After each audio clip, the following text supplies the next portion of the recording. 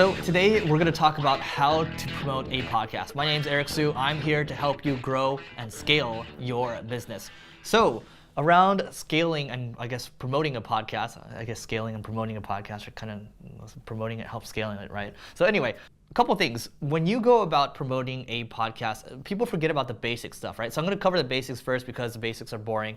So, but you still have to do them, right? Basics. So social media, right? Your social media channels, people forget to push to them often, right? So if you use a tool like Meet Edgar, for example, Meet Edgar is going to allow you to schedule in perpetuity for the content that you're producing. So for example, if you're doing an interview podcast, you probably want to make sure that you're scheduling them over time. They don't just expire once, right? Interview podcasts, these are story podcasts for the most part. People's stories don't expire like that. People's stories are evergreen, right? So if you do have an interview podcast, that's a tool that can help you do that.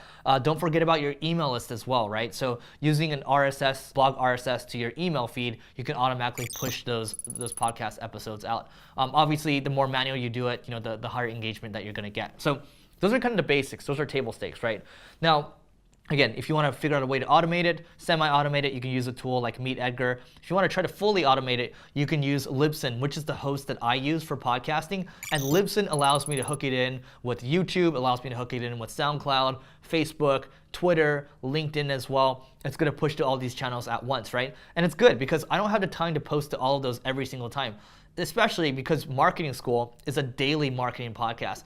You have 30 of those over the course of a month. I'm bound to forget it, right? The more you can automate things around this, the better. So using a tool like Libsyn is going to help you automate it. Or if you don't have Libsyn, you can use a tool like If This Then That. You can set a recipe and automatically have things push out to your social media channels for free. So there's just a couple ways to promote. Now, one thing I will say is one creative example I can think of when it comes to promoting a podcast is Russel Brunson's Marketing in Your Car. You can go to marketinginyourcar.com. I'm not sure if it's still valid, but what he did was he took all his podcasts, archived them, put them into an MP3 stick, and he started driving paid traffic from Facebook to it. Now what he did was he said if you wanted to get access to the MP3 stick, you paid $0, you pay $9 in shipping. Basically, you get the MP3 stick shipped over to you. It's in a nice box, and it's in a nice branded, or on a nice branded MP3 stick. You get access to all his MP3s, right?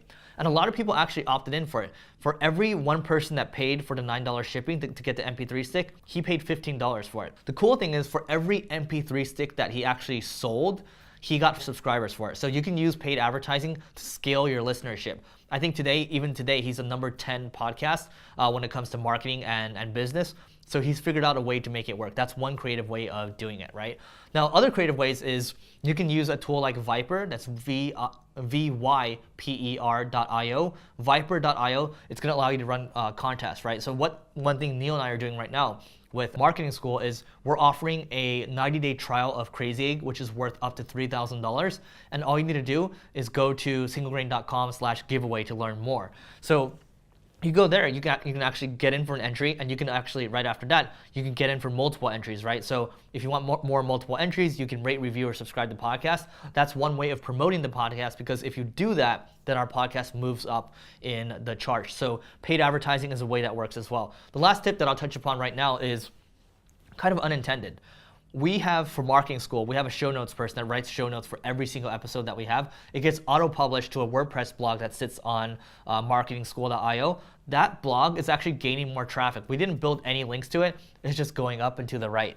So, we know if we've put more time into it, we've focused on it more. SEO from that perspective helps. So if you have a show notes person, make a WordPress blog, have all that content being pushed out automatically to the blog, and you're good to go.